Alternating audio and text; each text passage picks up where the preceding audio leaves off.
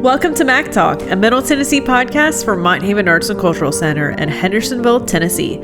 I'm your announcer, Kennedy Alpin. Today's episode is brought to you by our friends at the Charlie Daniels Journey Home Project, which has been making a difference in the lives of our military veterans since 2014. Thank you, Kennedy, and welcome everyone to Mac Talk. I'm your host, John Pitcher. We like to think of the Mac as a cultural town square where we encourage everyone to be their creative best. So, Kennedy, what sort of creative things have you been doing lately? So lately, there have been some music releases that I've been really excited about. There's the new record from Turnstile, which is I'd say a punk band. Okay. That I've enjoyed. Haley Williams of Paramore has a new solo project featuring 17 tracks. It's really good. It actually premiered on Nashville's public radio. Okay. At first, she went over and gave them a CD to premiere on the radio and then released the whole thing through her website. I'd say about 3 days ago now. Wow. Maybe 4. And then put it on Spotify yesterday. So it was pretty good. Okay. Or streaming, I guess, not just Spotify. Okay. Well, what is it about that particular recording that you like so much? What does it do for you? I've always been a big Paramore fan in general. So hearing her just talk more about her life and her goings on and how things affect her, it's neat. It's cool. Wow. Okay. Well, my musical thing lately is I play the piano. Yeah. And decided to try to bring back several pieces that I used to play when I was younger, which was a Beethoven sonata, the pastoral, a Brahms Rhapsody, and a really wonderful impromptu by Schubert. And I played them when I was younger. Yeah. Younger than what you are now. I was like in my teens or 20s. So about your son's age. So many eons ago. But I tend to play a lot of piano music that's maybe a little bit more like just a Chopin nocturne or a Brahms intermezzo, something that's not this early advanced. And all of a sudden I want to bring back this old repertoire because I used to play it okay. Right. And so I wanted to do it just as a challenge for myself.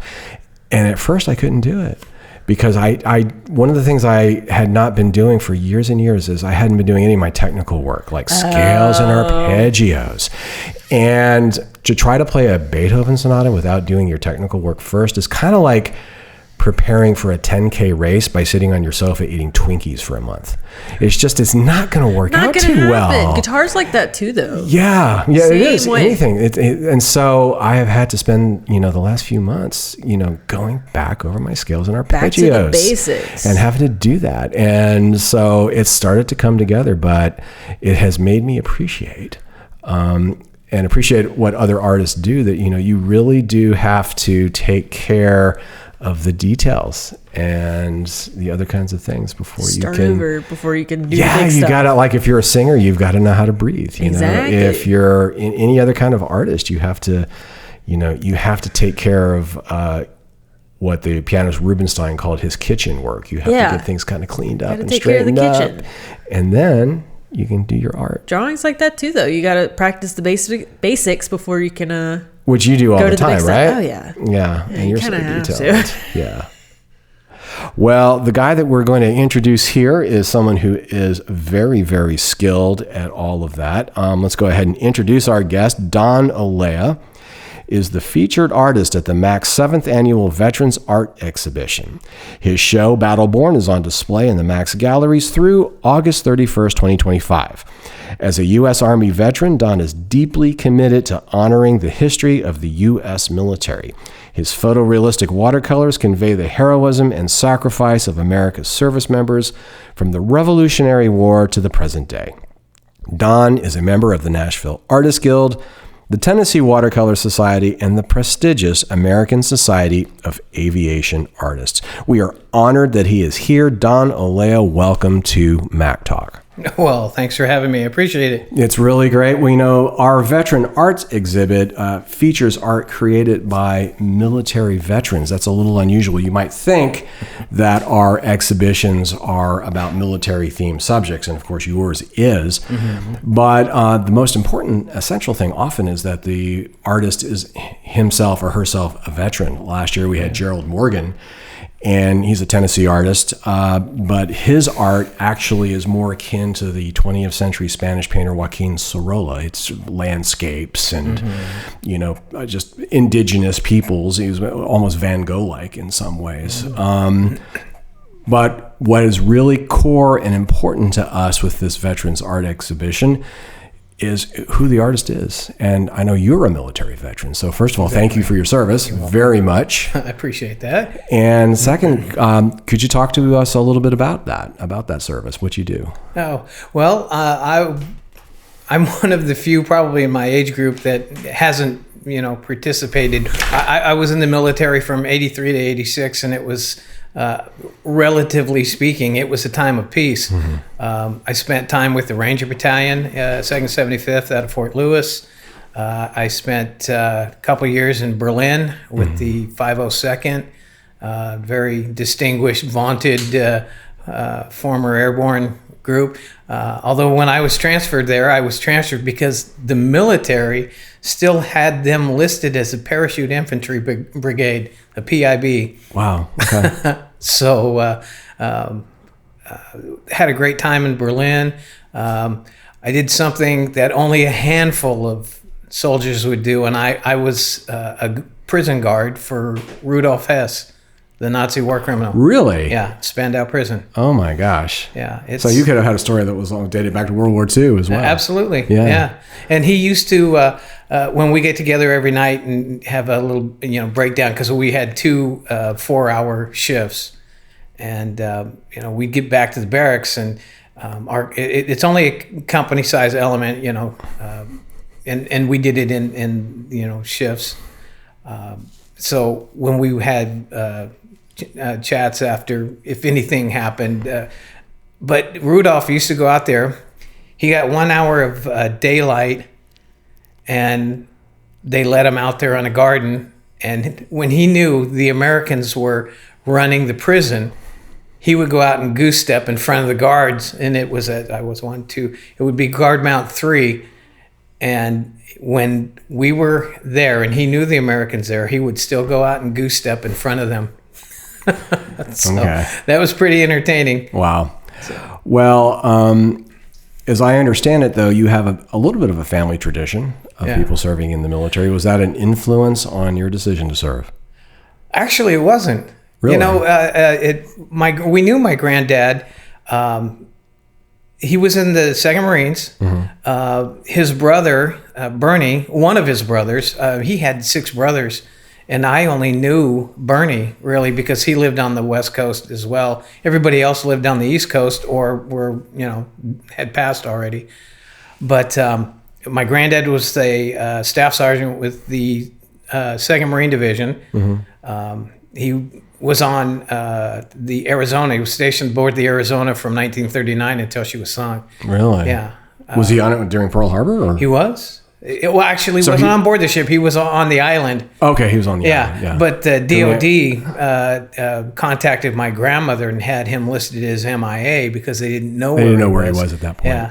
He and 2 others took volunteered to take something on shore, and because it was a Saturday night, they spent the night on shore, and they were going to go back to the boat in the morning.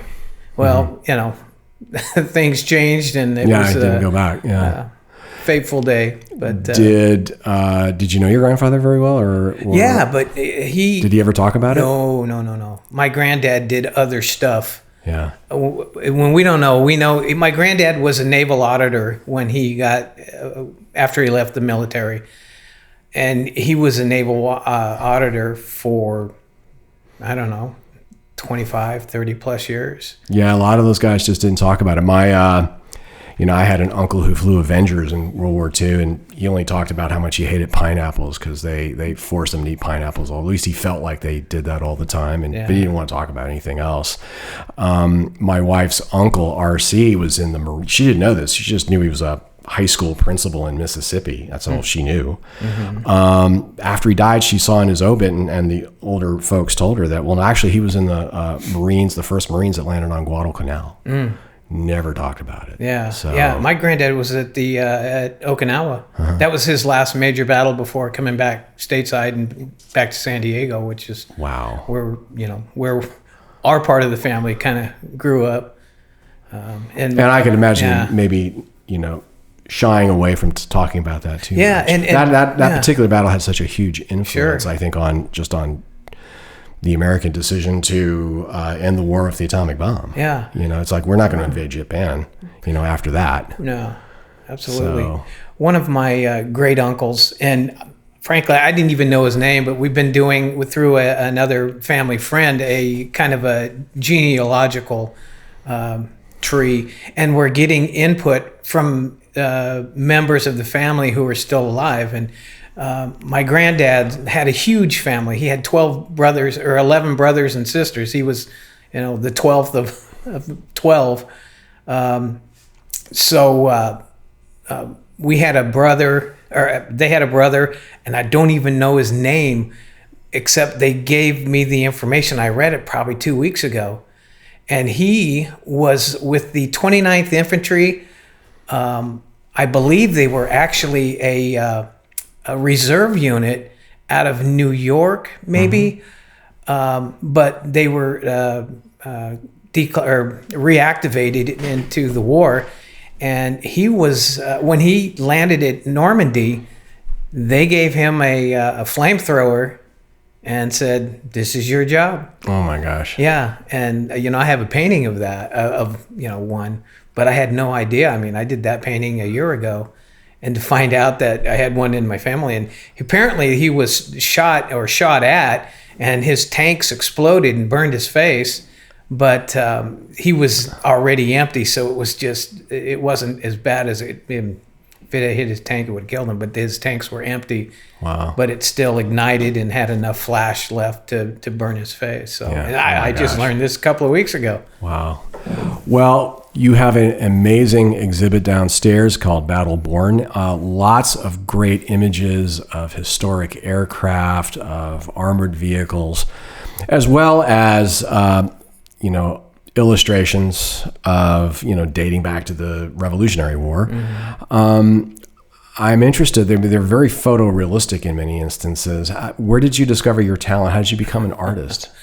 My mom says I started when I was about 5.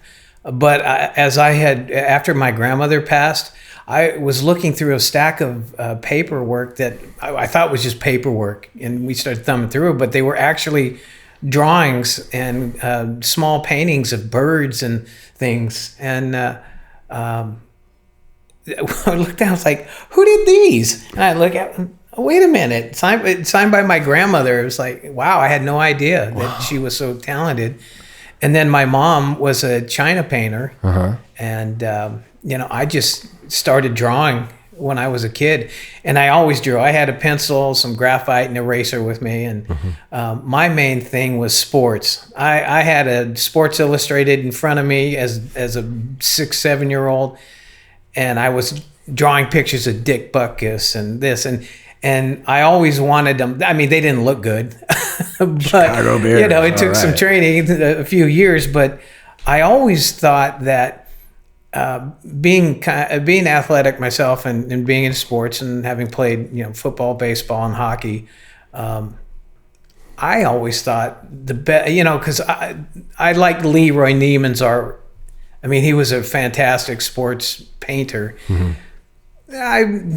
I don't know how excited I was about his style for me, but I always liked the idea that if you're going to do a football player and you're going to show his shoes, know what kind of shoe he's wearing and draw the shoe that he's wearing. I mean, because if he were to ever see this one day and he'd look at it and go, "I never wore shoes like that." So I always tried to pay attention to detail. And that's what I did. And football players need some detail anyway. You need to know what their jersey numbers were. Oh, yeah. Jersey, face mask. What the team helmet looked like at that particular period of time. Logo. Because they have changed over the decades. Yep. Wow. When did you start doing the aviation art? Because your aviation art is spectacular. I started painting painting about 4.5 years ago. Okay. Yeah, all self-taught. And I did it because I was pissed off at somebody online. I also, my digital artwork out there, people think anything done on a computer is, it's just filters and you wave a wand and it's done. Mm-hmm. No, I draw with my stylus on my computer in Photoshop. And, that was what I was doing.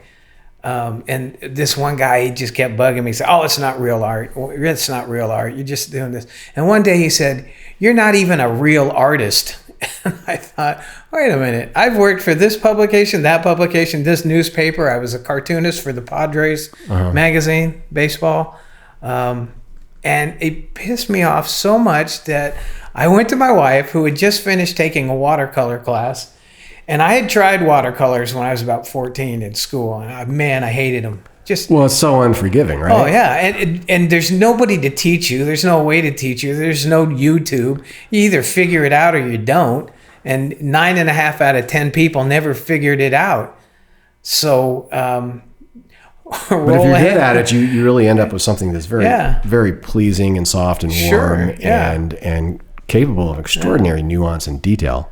We're speaking with artist Don Olea, whose exhibition Battleborn is on display at the MAC through August 31st, 2025.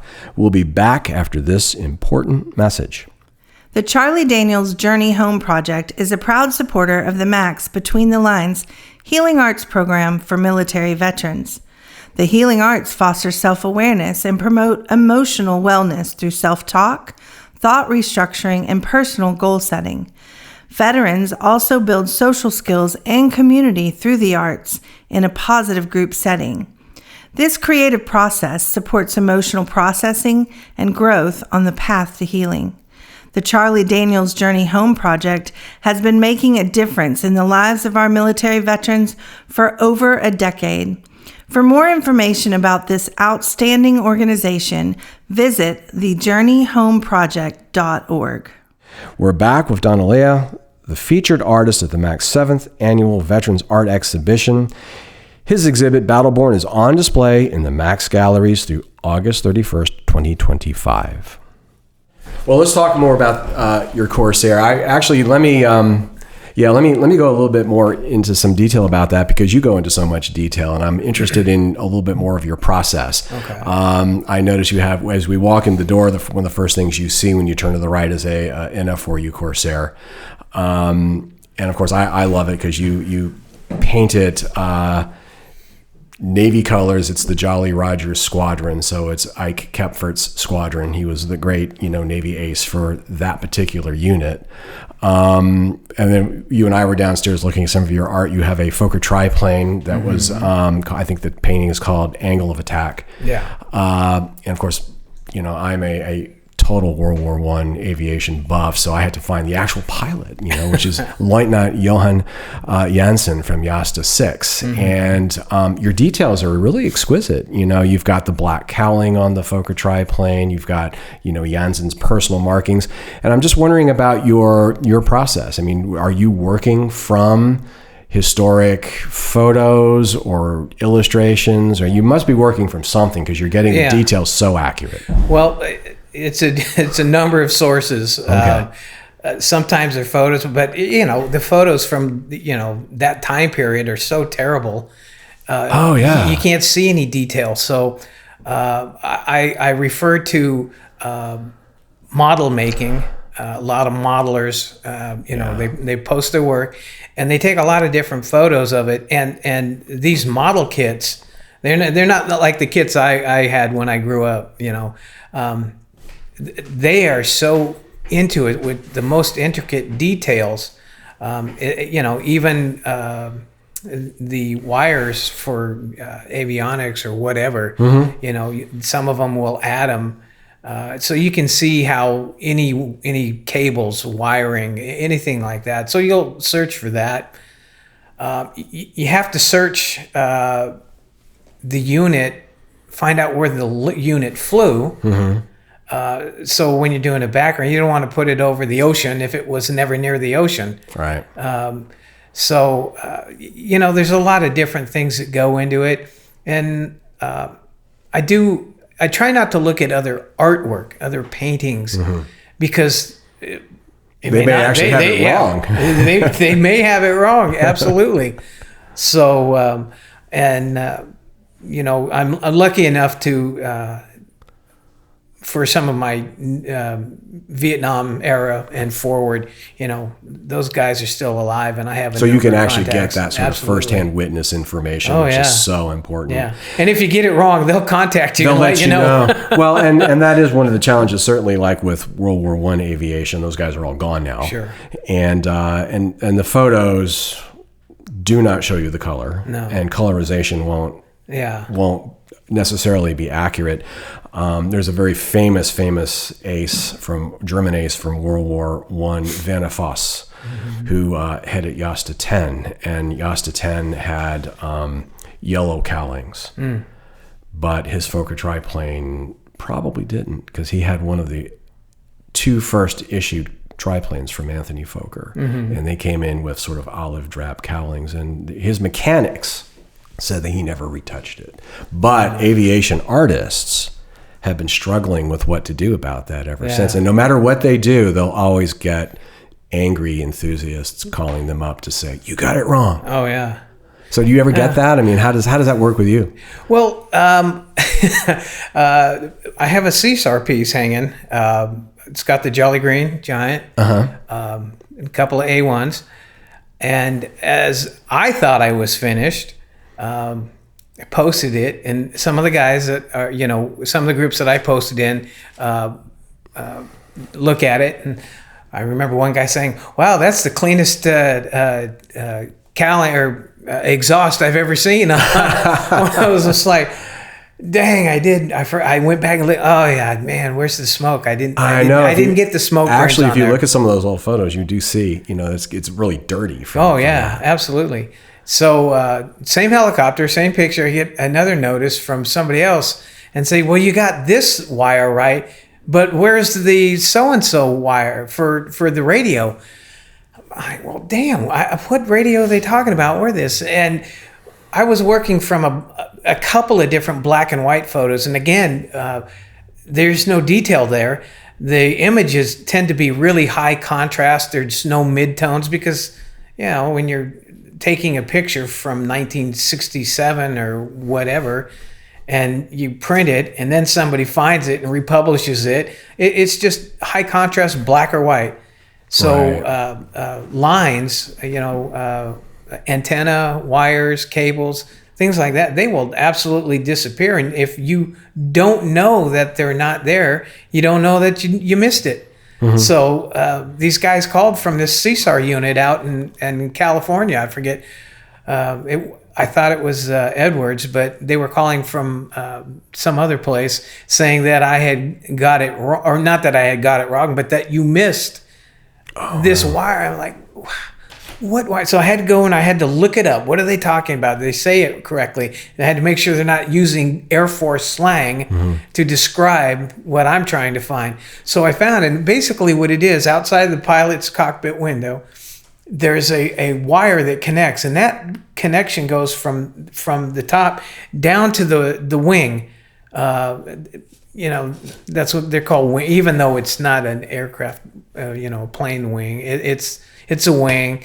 It's where the wheels come up, but it comes down, it connects to that wing, and then it shoots all the way back to the tail and just below the rotor.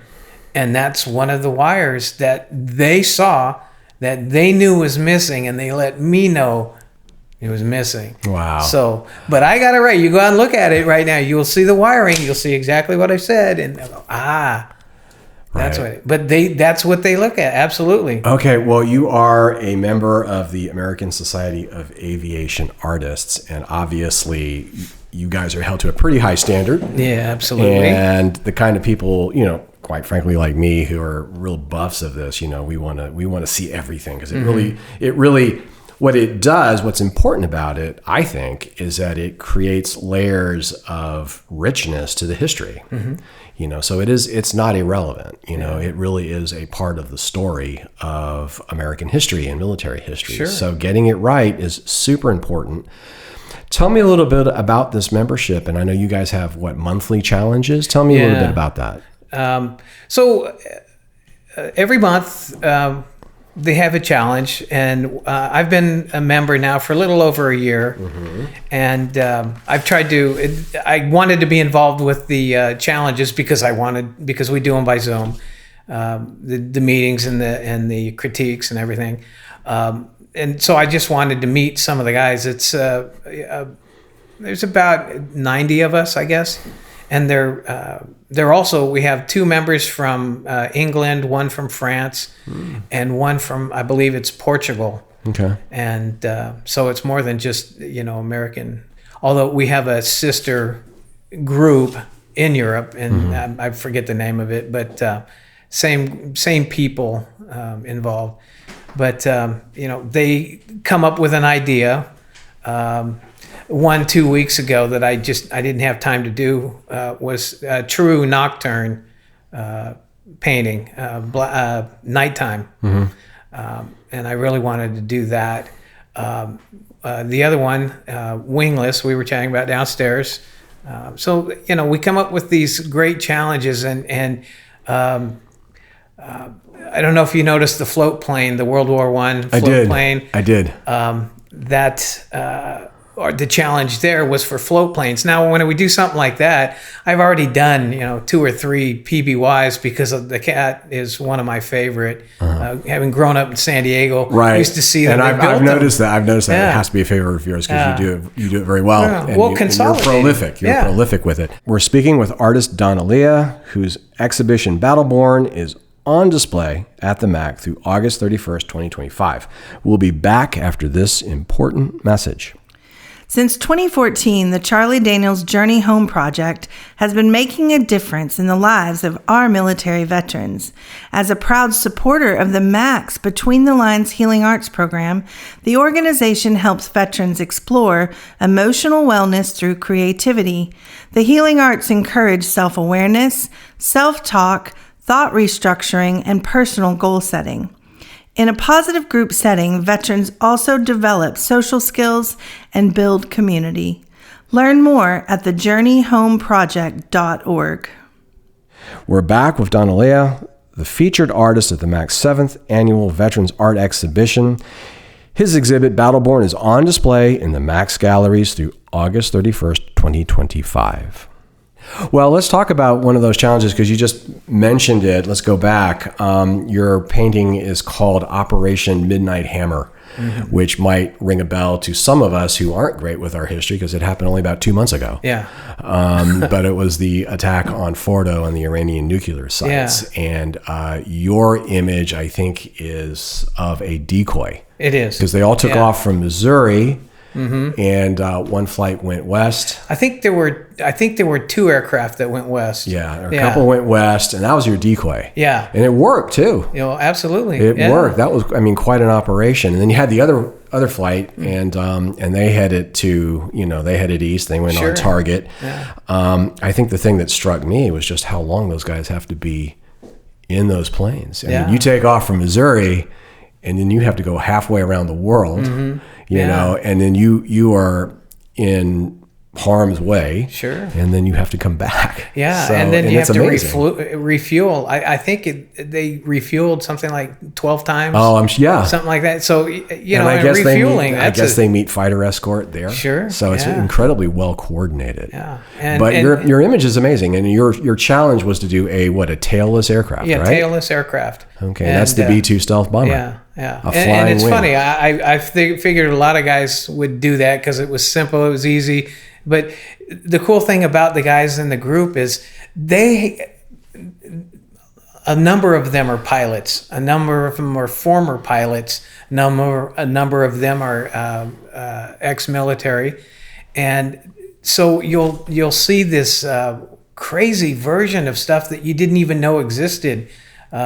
We did an experimental challenge, aviation challenge, And you just see things from the 40s and the 50s and 60s, and it's like, wow, I had no idea. And you go back and research it, and you look at it, and yeah, it's pretty cool. Yeah. So, And the B-2 was not the first flying wing that America had. No, it wasn't at all. So, No. But still, I thought your piece was just remarkably topical. I mean, and maybe that's your timing. Maybe that's the journalist in you. Yeah, I had good timing with that. I did another piece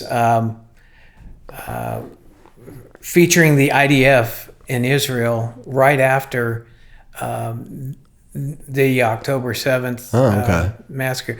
I had actually been working on it for a different reason, again topical, but it's when they had tracked down one of their top bad guys, I would say. And I remembered watching it, seeing it. There's a video from a drone of part of it.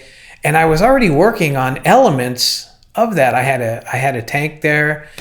I had a couple of troops. I had this just crumbled building that troops were walking up into. And the only thing I had to do to make it topical was add the drone.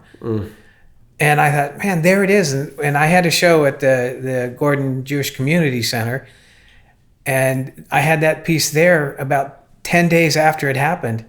And the folks there were amazed, and they couldn't believe I had something like that there, that they all knew. It was all relatable. They were all talking about it. Right. And there was already a So you're having a it. very powerful impact on your audience right away. Yeah. Well, one of the goals I believe I've heard that you've stated is that you want to have art that depicts historically all of America's battles, I guess, going back to the War of Independence. And you do have some amazing scenes. I really love your Teddy Roosevelt. Of course, you've got Grant, you've got Eisenhower, you've got you go back to Washington. Absolutely. Tell me you got to start at the beginning. Tell me a little bit about that aspect. What your plan is there. Well, I'd like to do some more, especially the battle. I was originally trying to do something for the 250th anniversary of Concord, Lexington. I just didn't have the time. I was working on another project, so I'll do that next year.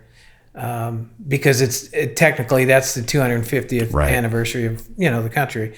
But what I had also wanted to do was I had Washington.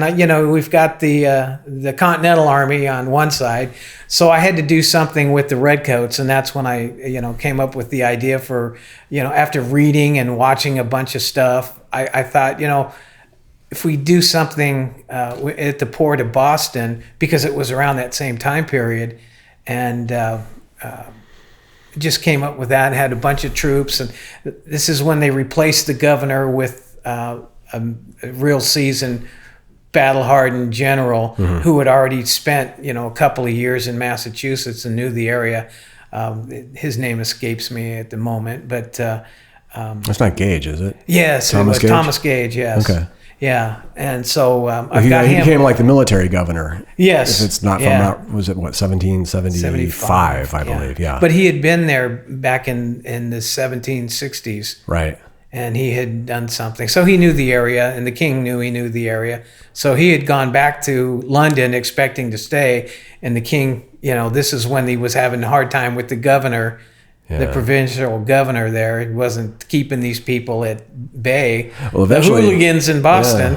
Eventually, he had a harder time from George Washington, though. And then Washington chased him all the way up to Nova Scotia. Yeah, all the way up the coast. Yeah. But, it was a cool idea that I love that idea. I like the idea. Yeah. So then on the other hand, my very first painting was of George Washington. Like I said, we started at the beginning. So I wanted to do something kind of showing a starting point. Although the Continental Army had been put together, they really weren't winning, and they were getting their butts kicked, basically. Yeah. So at Valley Forge, when he was there with Baron von Steuben, thank you,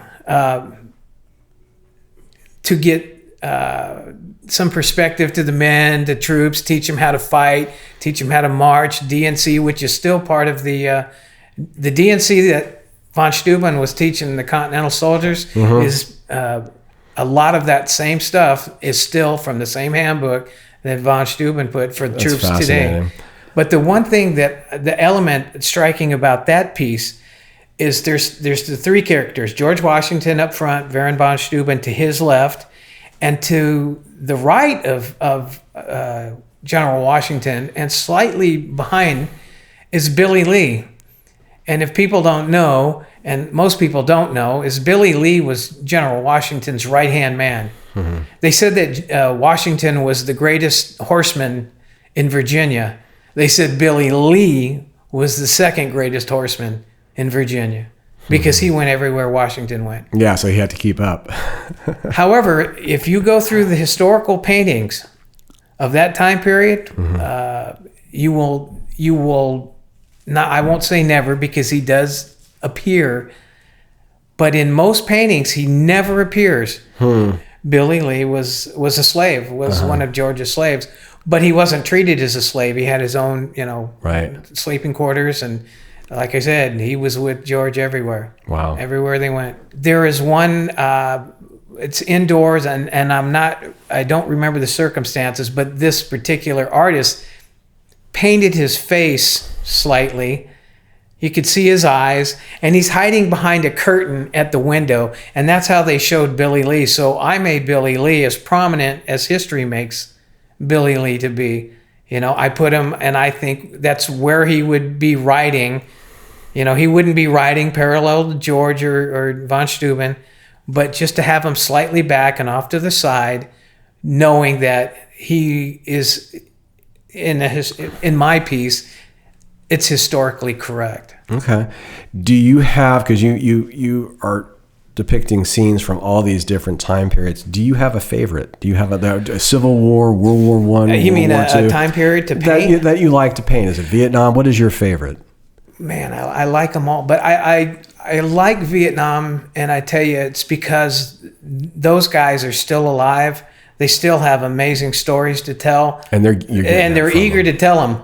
Yeah. It's not like I said, my granddad, he served 5 years from 39 to 45. And he knew I was in the Army, and not a peep, not one word, not one stitch of anything he ever did. Yeah.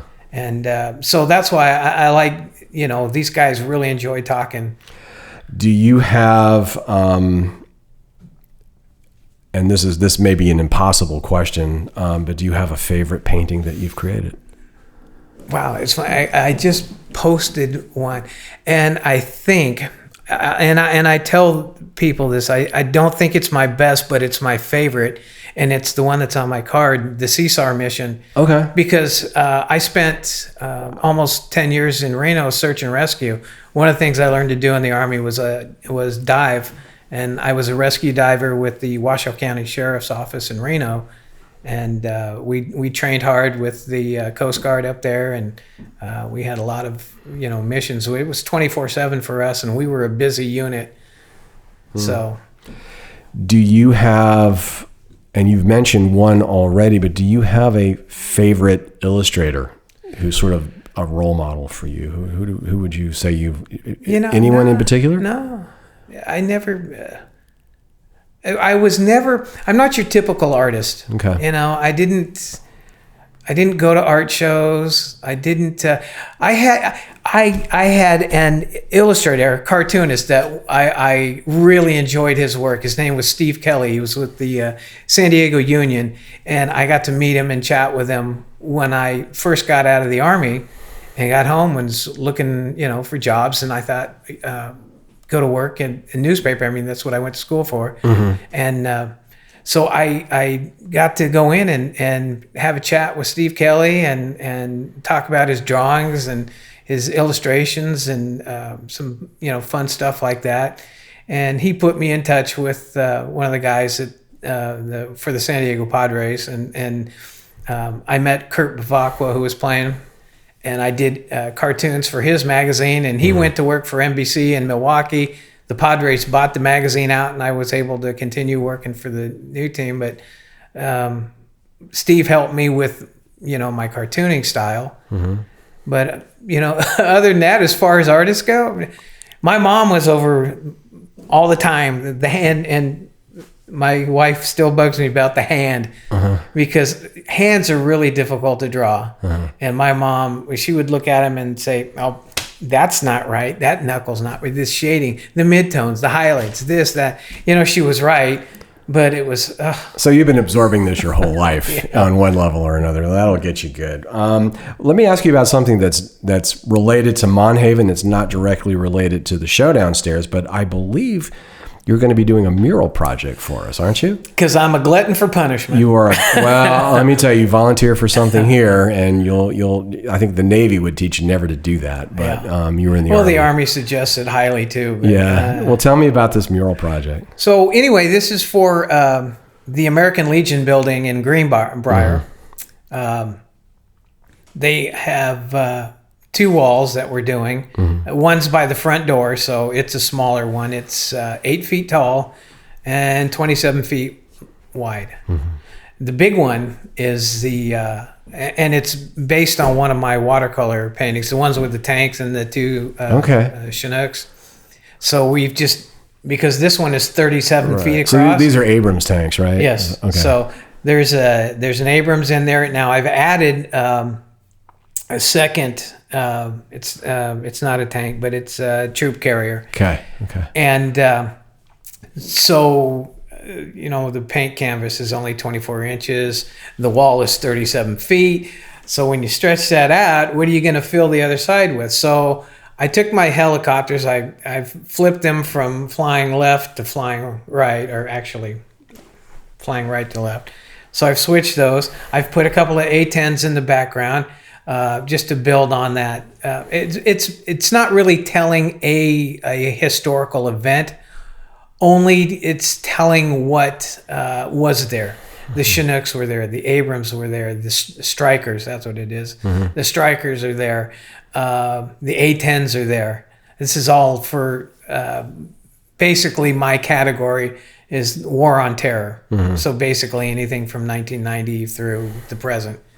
And so that wall is their end wall. It's 17 feet high and 37 feet wide. Okay. So, wow. Yeah, and hopefully we'll be starting it here, sometime next week. We've been out there. We've looked. Some of the folks that are going to help me get started, timing hasn't been right, and it's been just too dang hot. Yeah, it has been. We seem to finally have a little bit of a break from that. Let's hope it lasts. Yeah. We're speaking with artist Don Olea, whose exhibition Battleborn is on display at the MAC through August 31st, 2025. We'll be back after this important message. Since 2014, the Charlie Daniels Journey Home Project has been making a difference in the lives of our military veterans. As a proud supporter of the MAC's Between the Lines Healing Arts program, the organization helps veterans explore emotional wellness through creativity. The healing arts encourage self-awareness, self-talk, thought restructuring, and personal goal setting. In a positive group setting, veterans also develop social skills and build community. Learn more at thejourneyhomeproject.org. We're back with Don Olea, the featured artist at the MAC's 7th Annual Veterans Art Exhibition. His exhibit, Battleborn, is on display in the MAC's galleries through August 31st, 2025. Well, do you have any advice for aspiring illustrators? Illustrators. Just like yourself, either military or sports or... I tell you things that people don't know. If you like, the Army has an MOS for illustrators. The Marine Corps has a really fabulous program for illustrators. I don't know if the Air Force does, and I'm not sure about the Navy. But you can do things in fields that you wouldn't expect. I got my starts working in magazines and things like that. I did my first illustration for pay at 16 years old with Jet Magazine for a piece on Rod Carew from the Twins, baseball player, Hall of Famer from the Minnesota Twins. So I did a piece on that. But a lot of things that I think a lot of illustrators and people don't know about today, they think they have to get into a certain field because that's all they know, when in fact there are, other routes to do the same thing. Graphic arts, magazines, newspapers, online, where they're using illustration. And now they say, well, gosh, AI is going to replace all that. Well, I tried AI just as a thing on my business card. I thought, well, I've got to get something done quick, and let me try this AI thing and see what happens. You cannot do it on AI because they censor your words too. You can't put military, you can't put anything with a gun, you can't use certain words. So they give you a load of garbage. So I thought, you know what, this is the time, I'll just pop it into Photoshop, use a filter, and have my card ready to go. So okay, there you go. You mentioned military as one route. I know that over many years, I used to be a music critic, that some of the most successful session musicians or orchestra musicians anywhere, a lot of them came out of the military. Some of the best training you can ever have as a musician. Of course, you got to go to school and study music. Sure. But you want to actually be a professional, play in the Marine Corps band. Play for the president. Yeah, that's your job every day. Or play in the Air Force band. Yeah. When those guys go out to audition, they always win. Because, not only do they know how to play and how to make up their beds, and shine their shoes, those are professionals. Yeah, absolutely. Yeah, so those guys, no excuses. Those guys are, those guys are the best.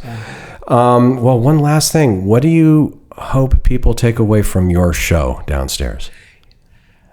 I would like, one of the reasons I think I paint what I paint now too, is I remember as a kid, my folks had a back when we actually looked at books, a series of books on the Civil War and basically war in America. And I don't know if maybe it had something to do with my, granddad and brothers or his brothers and whatever. But some of the things that I remember were the artwork in these books. They were by Time Life, and they were written in a way that kids, and I was probably only 10 years old when I saw these, but I could understand at that age.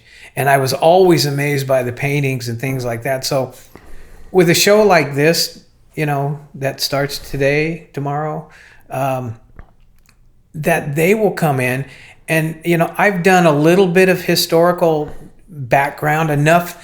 I hope it's enough to entice them to remember either the pilot or the aircraft or the ship, and learn more, delve deeper into that and become a better citizen. Know the history of your country. You know how embarrassing it is to see these interviews of college kids on the beach at spring break and say, now, can you tell me who won the Civil War? And was it the Americans? Yeah. Who fought in the Revolutionary War? Oh, China? Well, that the kind of thing. One revolution anyway, yeah. And sometimes, and I remember when I was in high school asking, so when did we get to the part in the history book on Vietnam or World War II? And they would just look at you with a blank stare. And this is 1979 through 81 when I was in high school. And they couldn't give you an answer. Or it was, in college. Okay, so I was in college. Wait, when do we learn about the Gulf of Tonkin? You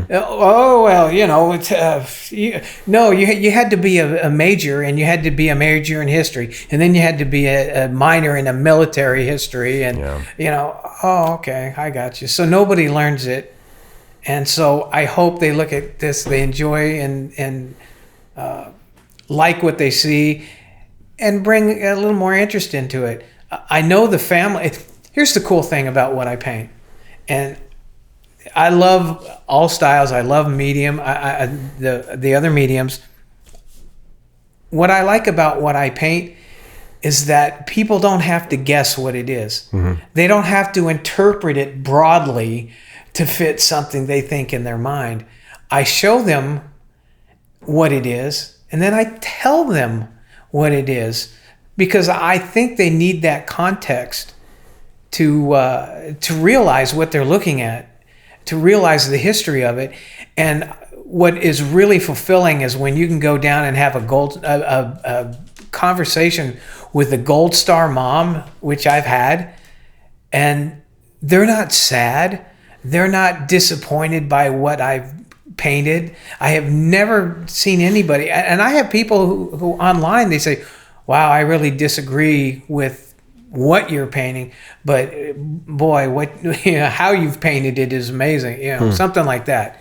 So, that's kind of what I want. I want them to take away something and maybe learn something, maybe push them to go learn something on their own. Okay, wonderful. Well, I think it is a great tribute to the military, to history, and I think it's a perfect exhibit for our annual veteran show. So, Don Olea, thank you so much for being here. Thank you, sir. I appreciate it. You've been listening to Mac Talk from Mont Haven Arts and Cultural Center. Our mission is to educate, elevate, and encourage our community through the transformative power of the arts. If you are interested in transforming your creative life, check out our website at monthavenarts.org. Our guest today was the artist Don Olea, whose exhibit Battleborn is on display at the MAC through August 31st, 2025. Our podcast music was written by Nashville composer Christina Spinay. I'm Kennedy Galpin. Thanks for listening, and we'll see you next time.